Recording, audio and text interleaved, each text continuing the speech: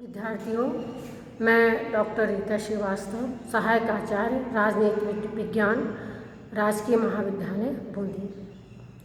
विद्यार्थियों, आज का ये वीडियो बीए द्वितीय वर्ष के विद्यार्थियों के लिए है, जिसमें हम बीए द्वितीय वर्ष के द्वितीय प्रश्न पत्र भारतीय राज्य व्यवस्था को पढ़ेंगे। भारतीय राज्य व्यवस्था के प्रथम यूनिट के जो पहला लेसन है, उसमें संविधान सभा का आलोचनात्मक मूल्यांकन पढ़ेंगे। पिछले वीडियो में हमने संविधान सभा का निर्माण और उसका गठन किस प्रकार से हुआ, इसके बारे में पढ़ा था। आज हम पढ़ेंगे संविधान सभा का आलोचनात्मक मूल्यांकन, उसकी स्थिति, उसके संगठन और उसके कार्यकरण के संबंध या उसके संदर्भ में। विद्यार्थियों, जो संविधान सभा थी, उसे संविधान के जो स्वरूप है, संविधान के निर्माण का कार्य जो है वो अचानक मिला था और उसने जो है बहुत अच्छी प्रकार से संविधान निर्माण के कार्य को संपादित किया। लेकिन इसके बावजूद भी कुछ राजनीतिज्ञों के द्वारा संविधान सभा की स्थिति, उसके संगठन और उसके कार्यकरण के संबंध में कुछ आलोचनात्मक टिप्पणियां की गईं, जो है इस प्रकार है, जिसमें सबसे पहला है कि संविधान सभा को एक प्रतिनिधित्वात्मक संस्था माना जाए या न माना जाए। देखिए, जो आलोचक हैं उन्हें इस बात पर आपत्ति थी कि संविधान सभा को जो एक प्रतिनिधि संस्था, जनता की प्रतिनिधि संस्था माना जाए या न माना जाए। उनका कहना था कि संविधान सभा का गठन जनता के द्वारा प्रत्यक्ष रूप से नहीं हुआ, इसलिए संविधान सभा जनता की प्रतिनिधि संस्था नहीं। लेकिन और इस प्रकार जो है संविधान सभा की प्रतिनिधित्वात्मकता के संबंध में प्रश्न चिन्ह लगाया गया। लेकिन हम ये कह सकते हैं कि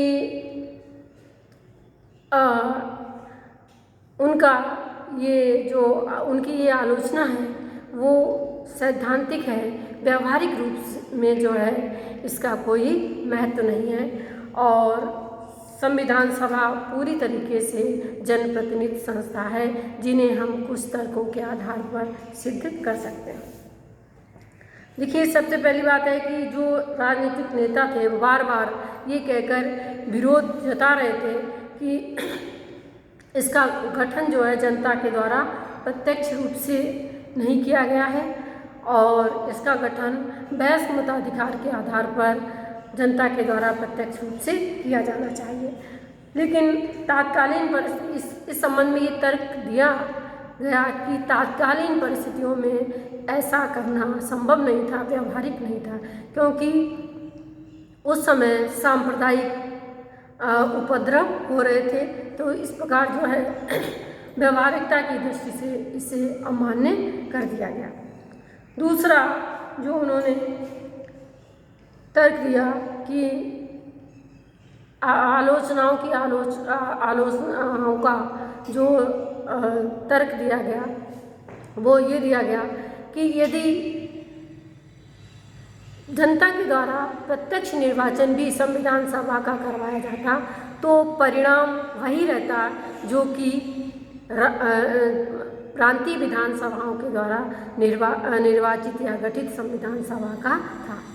क्योंकि जब 1952 में पहले आम चुनाव भारत में संपादित हुए तो संविधान सभा के अधिकांश सदस्यों ने चुनाव लड़ा और वो बहुत अच्छे बहुमत के साथ जीतकर संसद में पहुँचे।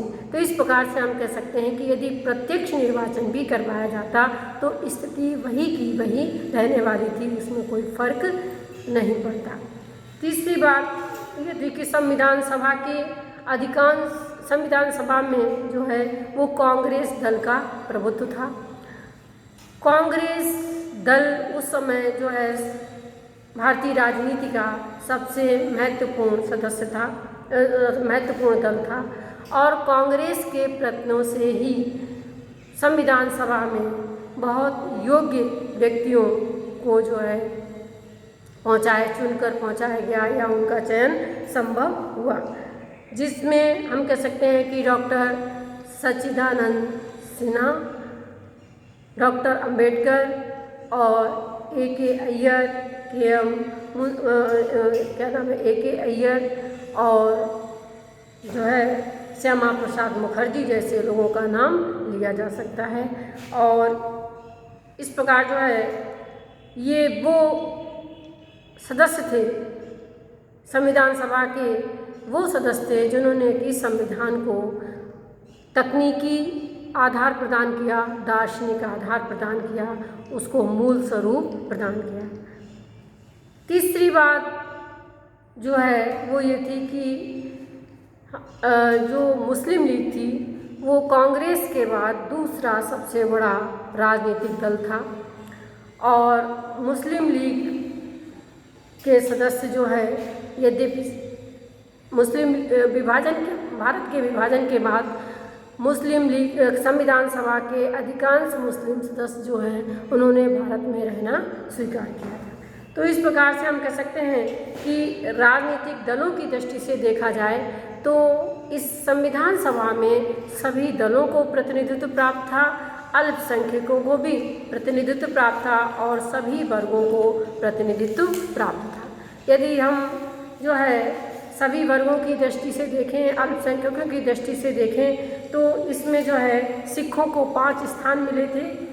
तालिका के आधार पर बताया जा सकता है कि सिखों को 5 स्थान मिले, आंग्ल भारतीयों को 3 स्थान मिले, नेपाली को 1, ईसाई को 7, पारसी 3, अनुसूचित जातियों को 33, पिछड़ी हुई जातियों को 5 और मुस्लिम लीग को 31 स्थान इस संविधान सभा में मिले थे।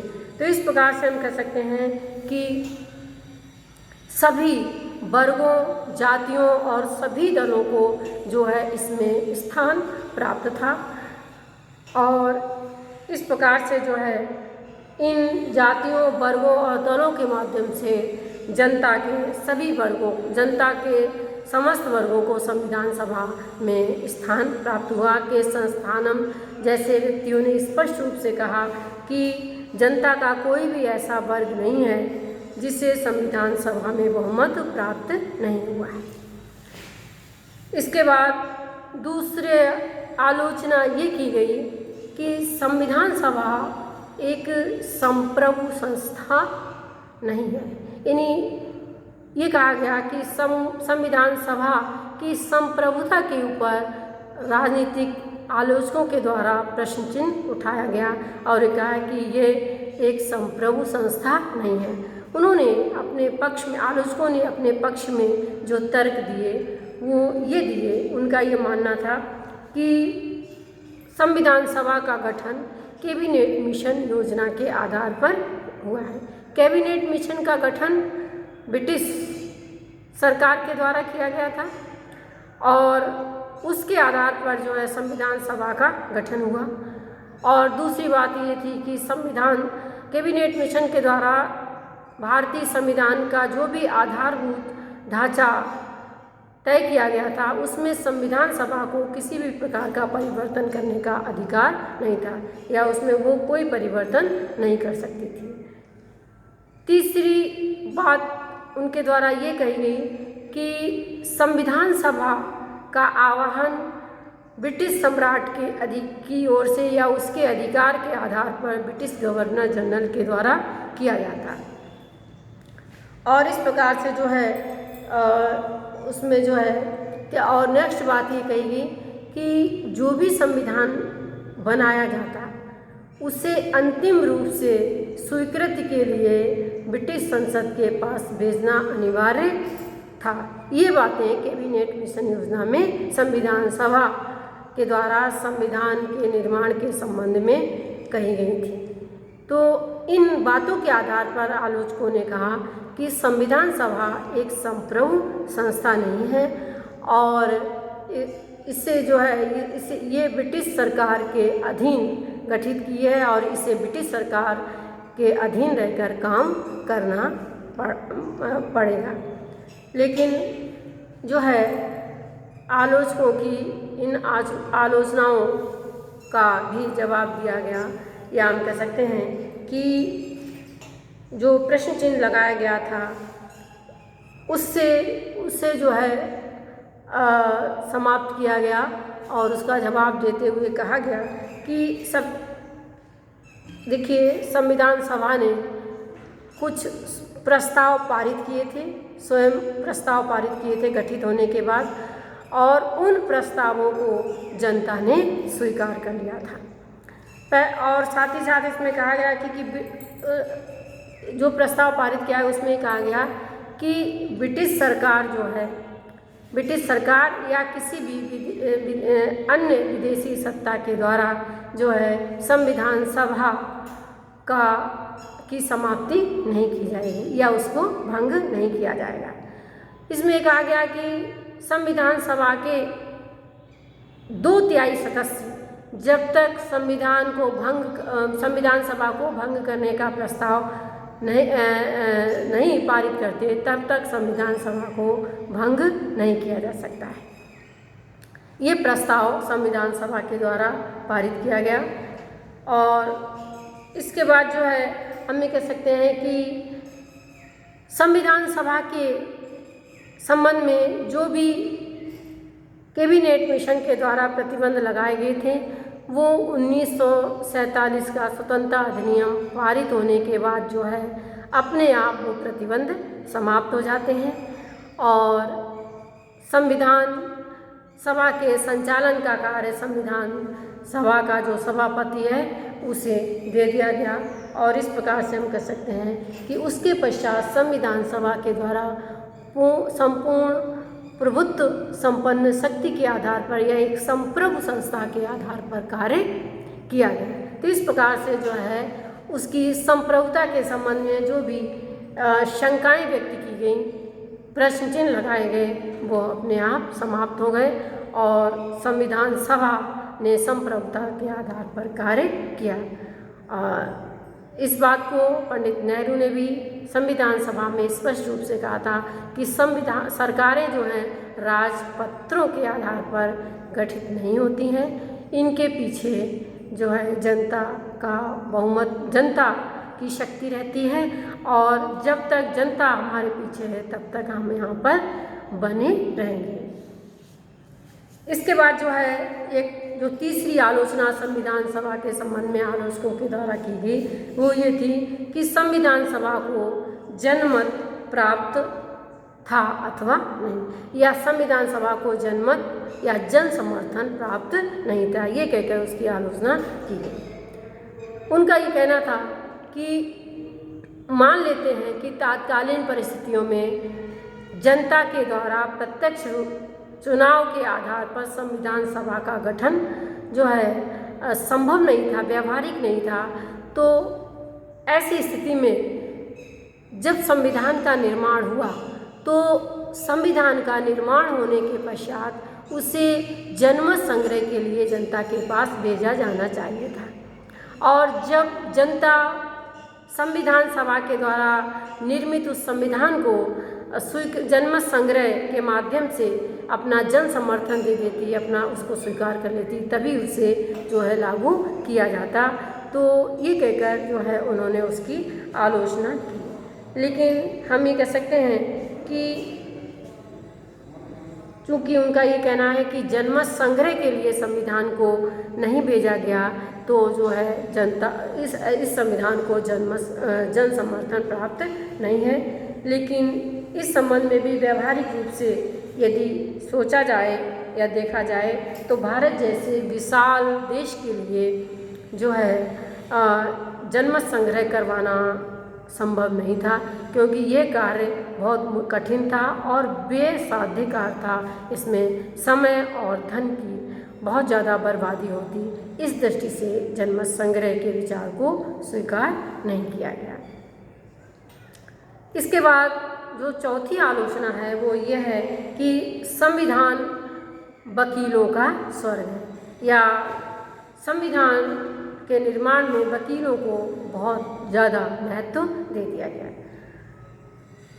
आलोचकों का ऐसा कहना था कि संविधान के निर्माण में वकीलों को बहुत महत्व दिया गया, जबकि भारत जो है एक कृषि प्रधान देश है। यहाँ की जनता जो है वो कृषक है और संविधान सभा में कृषकों और जो मजदूर वर्ग के लोग थे उन्हें बहुत ज़्यादा महत्व दिया जाता, उनका प्रतिनिधित्व होता और उनका प्रतिनिधित्व होता।